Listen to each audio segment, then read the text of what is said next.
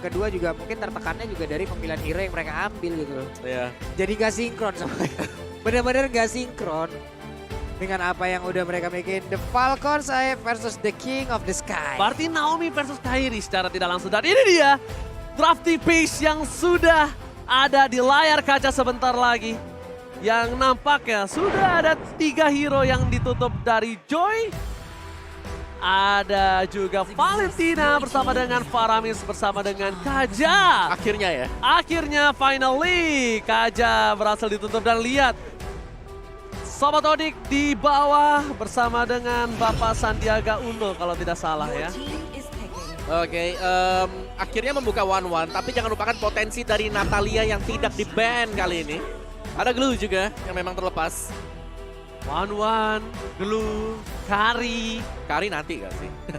Banyak Udah. banget yang kebuka. Betul. Dan Natalia, bentar, kalau bisa aku lihat Natalia bisa keluar loh Pung kali ini. Bisa banget. Karena dari Karena tadi kan udah memang, dan juga di respect ban terus kan. Sama Onyx. Dan Parsha dulu. Parsha. Karena Parsha ada Glue. 2 hero yang cukup tanky dan 1-1 butuh waktu untuk bisa menumbangkan Glue. Oh. Secara kalau Parsha yang memang dari weakness one-nya pecah, dia masih bisa survive kan? Dan bahkan kotak sedikit demi sedikit akan terbuka nampaknya di atas sana ya.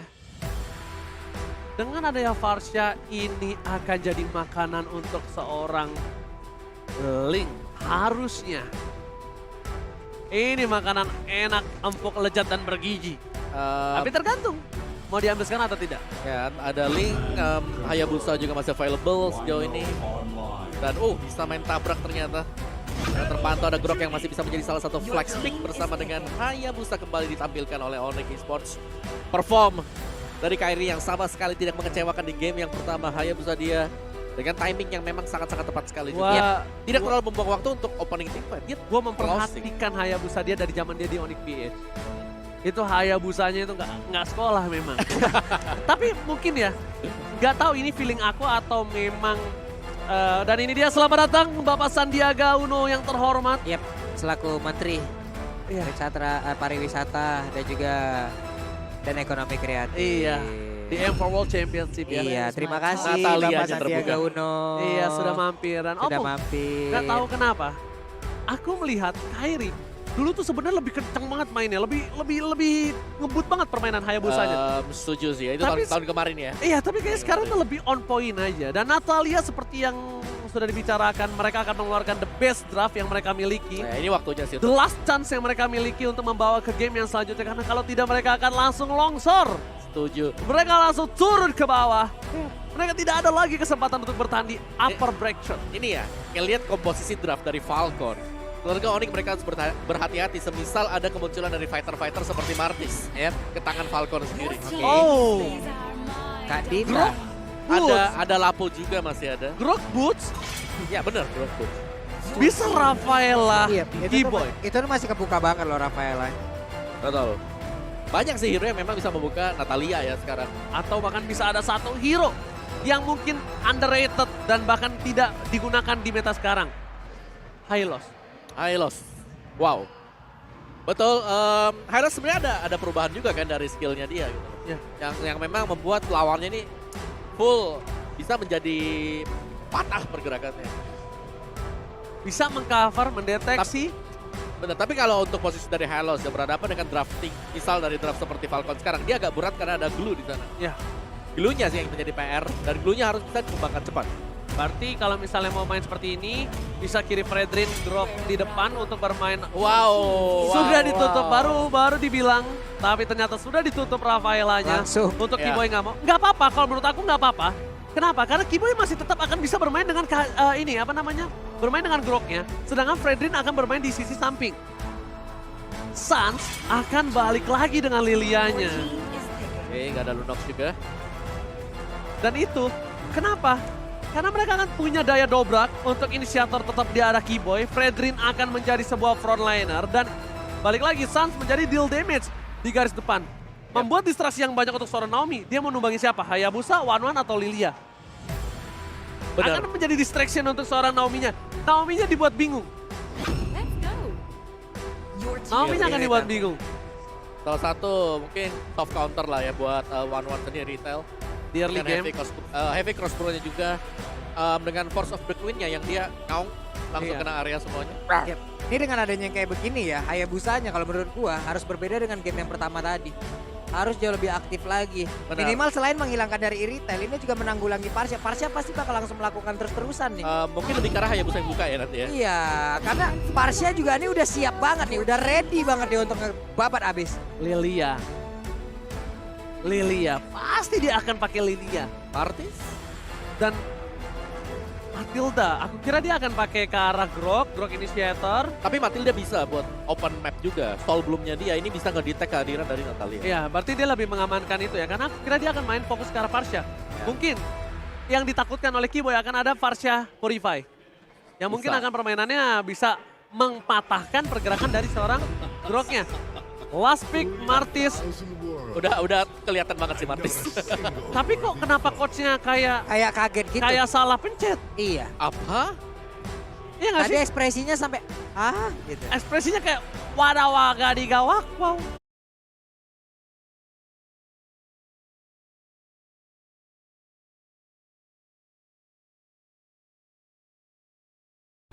Oke. Atau Bukan lagi- ekspresi yang emang sengaja untuk mendapatkan satu buah apa? Satu buah Martis. Ya. Ada apa ya? Bener nggak?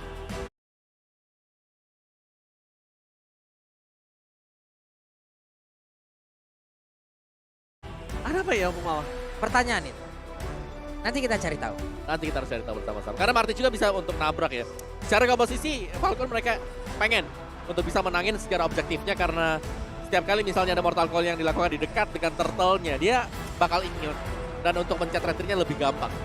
Jadi secara damage-nya masuk, sembari ngasih retribution. Wow. Draft pick terakhir yang Wah. bisa dimanfaatkan oleh seorang tim Falcon. Apakah mampu menumbangkan Onyx Esports yang hanya membutuhkan satu buah kemenangan untuk mengamankan upper bracket dan melaju ke babak selanjutnya. So, ini dia M4 World Championship Onyx Esports harus mendapatkan satu game lagi atas tim Falcon. Oke. Kesempatan terbuka lebar untuk Onyx bisa langsung menutup match yang pertama. Mereka melaju ke bracket selanjutnya. The Suns seperti biasa di bagian tengah langsung mendapatkan serangan yang langsung diberikan oleh Naomi, tapi Naomi masuk ke dalam rumputan di mana di situ sudah ada Kibo yang memang ngecamp, udah ada pergerakan dari Kairi, tapi Phantom Shuriken-nya masih belum kena. Masih mau dikejar sama Kairi, tapi Kairi gak punya Kotsino. Kali ini cukup berbahaya. First blood akan disangka dari seorang Kairi. Dan first blood didapatkan oleh tim Falcon by Infinix karena udah tidak ada lagi Kotsino untuk menyelamatkan dirinya. Untungnya dia hanya kehilangan orange buff, tapi purple buff akan coba diinvasi oleh pemain dari tim Falcon. Ini berbahaya untuk tim Onyx, Boots bahkan sampai harus turun ke bawah. Dan berhasil mendapatkan satu buah retribution yang sangat baik walaupun harus mengorbankan Kiboy. It's okay, no problem. Masih dapat loh, tapi di bawah Suns coba lihat lagi sweeping loh, mencari siapa yang mengendap-endap di dalam area pertahanan mereka. Itu namanya adalah kerugian gambling yang dilakukan oleh seorang Onyx. Kenapa? Niatnya untuk mendapatkan seorang Naomi, tapi malah mereka harus kehilangan satu buah first blood. Ya dan dia mungkin kehadiran dari Ken dengan Martis yang dibawakan ya. Mereka bisa main tabrak dan nyaman banget kalau ngeliatnya permainan dari Falcon sekarang. Betul. Invasi masuk ke dalam jungle milik Onyx. Mereka seakan-akan udah biasa banget dengan skenario seperti ini. Dan ini yang mereka mereka butuhkan. Yes. Ketika di game yang pertama juga mereka bermain seperti ini. Iya. Tapi mereka gak dapatkan gameplay seperti ini di game yang The pertama. best draft yang mereka miliki karena ini adalah andalan mereka dengan Naomi dan tentunya top game by UBS Gold telah terlihat. Tapi kerugian yang sangat fatal dimiliki oleh tim Onyx Esports dengan ada Kairi masih level 3. Pertanyaannya sekarang adalah kalau Ken terlambat untuk memulai ke arah Turtle, ini akan menjadi satu buah team fight yang mungkin cukup adil nantinya Pak Mulung. Yap. Nih, sekarang Suns sudah level 4, Kairi sudah menyentuh di angka level 42 walaupun masih kalah satu level ya. Tapi coba lihat, Suns bisa aja balik dengan satu Black Source yang dimiliki, tapi dia masuk ke dalam satu area pertahanan yang dimiliki oleh Falcon dan Turtles Land sudah berhasil diamankan by UBS. Oh my god. Permainan yang dipegang Falcon di early game sampai menit yang ketiga adalah permainan yang sangat-sangat baik ketimbang game yang kedua dan berbeda sekali. Invasi yang dilakukan Glue bersama dengan Martis tidak ada henti-hentinya. Membuat seorang Boots juga tidak bisa masuk ke dalam. Satu buah Shadow Kill menancap ke arah Naomi. Tapi masih bisa selamat dan Justin langsung coba follow up ke arah bottom lane. Membuat distraksi dan bahkan informasi telah diberikan cewek. Tidak bisa terbang karena terlalu sakit. Damage yang diberikan oleh seorang Justin 40. Oke, cewek. Masih butuh waktu. Wait, itu Epic Transfer dikeluarin tuh. Oke, cewek darahnya udah gak penuh lagi. Hanya saja untuk kali ini sedikit. Hanya tersisa seperempat. Flicker terlihat. Suns pun datang untuk memberikan coveran. Alright, Kairi. Silentnya pas banget ketika Quad Shadow-nya ke depan. Karena kalau tidak itu pasti bisa ditumbangkan dengan instan. Karena execute Naomi-nya available. Yep. Masih ada Justin. Dan udah pasti Kairi kali ini akan benar-benar sulit banget untuk bertahan hidup. Dan execute Ezreal. Baru saja aku bilang. Execute-nya masih available. Belum di-taken. Dan berhasil didapatkan oleh seorang Naomi. Ini Kiboy. Oke, Kiboy terperangkap dan Naomi mengambil perannya kembali. 4 hero di bawah loh, Pak. Di bawah menit 5 dapetin satu buah turret itu adalah kerugian yang mahal untuk sebuah god laner. Ya, dan jangan lupa ini ada Irithel. Irithel yang kita tahu secara early game, base damage-nya tidak terlalu besar. Tapi dia dapetin advantage dengan memiliki item lebih dibandingkan dengan 1-1. Jauh. Yes. 3000 gold menit 4. Ini kalau 4000 gold, 1000 gold per 1 menit itu bukan hal yang baik. Dan membuat Kairi harus menuju ke arah late game sekali. Hero Hayabusa yang memang sebenarnya adalah waktunya di late game. Tapi kalau dia mendapatkan keuntungan lebih, dia bisa menuju di arah early. Tapi lihat Justin, bakal coba dipaksa mundur ke arah belakang. Dan bahkan berhasil mendapatkan satu buah Shadow Kill terhadap seorang Justin. Keputusan yang tepat untuk menahan Quad Shadow-nya untuk tidak mundur ke arah belakang. Dan Kiboy akan memberikan jiwa dan raga. Heavy Crossbow-nya terlalu sakit. Bahkan cewek yang mungkin di game yang kedua kita lihat hit move-nya berada di laningnya kali ini. Cewek sampai harus turun gunung untuk membantu pergerakan para pemain tim Orita. Watch out! From mencoba maksa Divine. Tapi lihat Shadow Kill! Lagi-lagi from Kairi mendapatkan satu buah point kill dan Kiboy nggak bisa diselamatkan Babulu. Oke, ini coba lihat Naomi pun mengendap-endap loh. Tapi Wah. Yellow Flash masih sangat sulit untuk ditumbangkan. Bahkan sakit banget. Ken-nya merajalela loh. Benar-benar merajalela Omawa di game kali ini. Ya, ada di Smith yang memang sudah dipersiapkan tadi oleh Ken untuk mengembangkan dua pemain sekaligus. Dan Falcon, mereka setelah memang mereka kalah teamfight. Oke, Kairi, one last hit. Tapi Naomi still survive di depan sana bersama dengan satu buah turtle yang diamankan Ken by UBS Gold dengan tanpa ada kontes sama sekali. Wow, one pixel HP berhasil untuk selamat tadi. Dan ya, Falcon mereka mau gak mau harus bisa di ganking. Harus bisa di pick up pemain mereka. Entah itu di marksman mereka atau bahkan dari jungler mereka sendiri. Melihat permainan dari tim Falcon yang udah mulai terkejar goldnya, aku nggak tahu kenapa. Falcon agak mengendorkan permainan loh. Padahal dia tadi untung 3.000. Sekarang dia udah dimulai kejar di 2.400. Dan ini bisa cukup berbahaya kalau mereka tetap mengendorkan permainan seperti ini. Ya. Karena one-one-nya ini akan bersinar pada saatnya nanti. Yap. Ya, menurutku dari Ken di sini dia butuh bermain sedikit lebih agresif lagi, dalam artian dia farmingnya di jungle military Onyx sendiri. Betul, atau enggak Naomi sama Justin ikutin Jalan tempel bareng, Ken-nya. bener, jalan bareng ditargetkan oleh pemain-pemain dari Falcon. Karena selama mereka lagi menunggu untuk Ken juga, ini Ken dia jalan kaki karena dia bukan Martis yang punya flicker. Betul sekali. Dan di arah top lane akan coba dipaksa mendapatkan satu buah turret. Keputusan yang sangat tepat dari tim Falcon. Memaksa Purple, memaksa turret. Dan itu yang mereka harus lakukan sekarang. Tapi lihat team fight akan terjadi di arah top lane. Kiboy nggak bisa menyelamatkan cewek. Heavy Crossbow terlalu sakit bersama dengan Decimates membuat 2 point kill atas tim Odiki Sport. Odiki Sport kali ini nggak bisa bertahan lagi di arah top lane.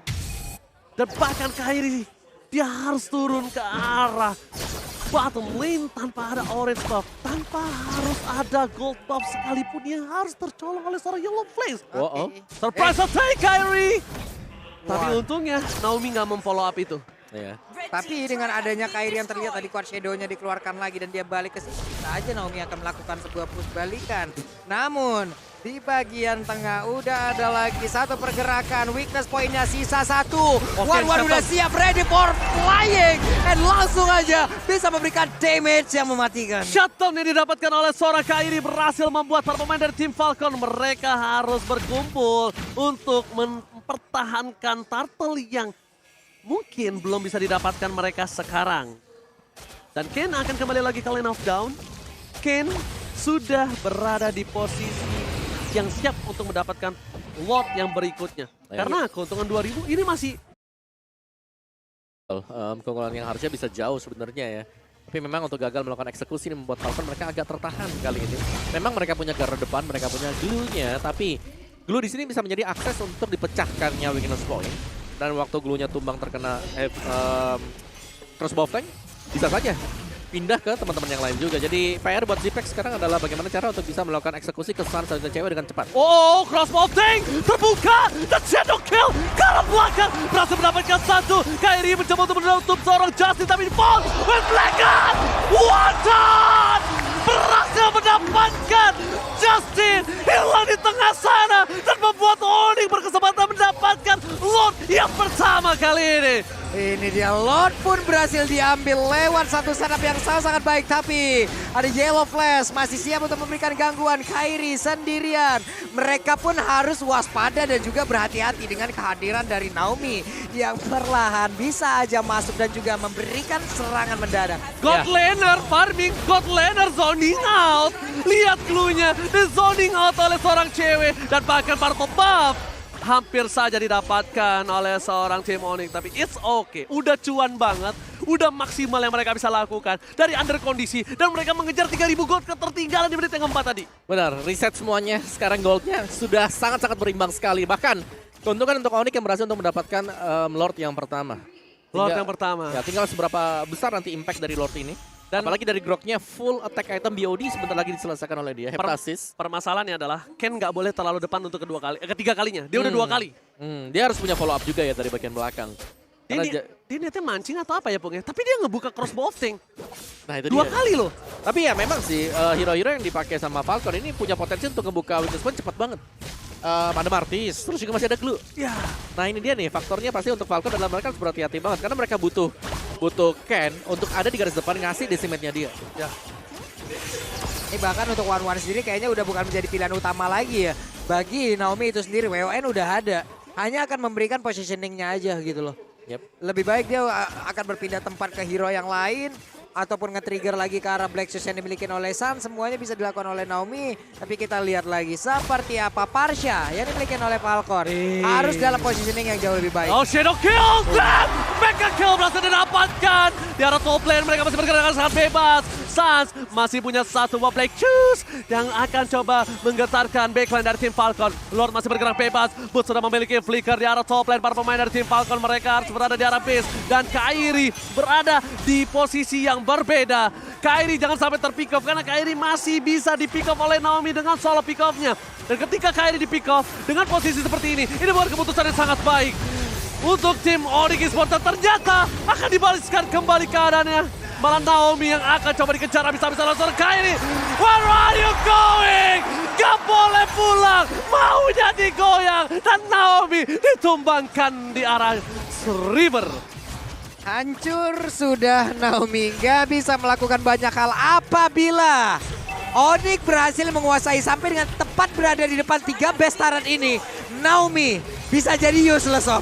Yes. Oke, Naomi useless tapi lihat Hayabusa Kairi mencoba untuk memancing ke arah backline. Cewek terlalu depan, bahkan sampai harus diretribution oleh seorang Ken supaya bisa mundur ke arah belakang.